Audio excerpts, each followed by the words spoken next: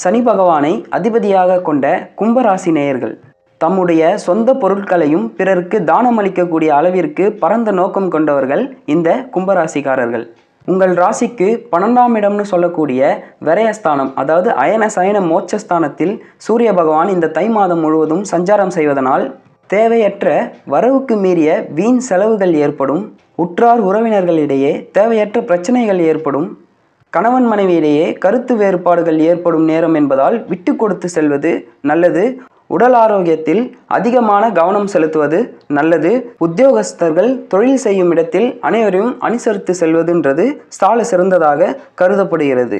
உங்களுக்கு உண்டான பரிகாரம்னு பார்த்துக்கிட்டிங்கன்னா, செவ்வாய்க்கிழமைகளில் துர்கை வழிபாட்டையும் வியாழக்கிழமைகளில் ஆஞ்சநேயர் வழிபாட்டையும் செய்வதுன்றது உத்தமம். குரு பகவானை அதிபதியாக கொண்ட மீனராசி நேயர்களே, பொறுமையும் தன்னம்பிக்கையும் கொண்டு திறமைசாலிகளாகவும் தயாள குணம் கொண்டவர்களாகவும்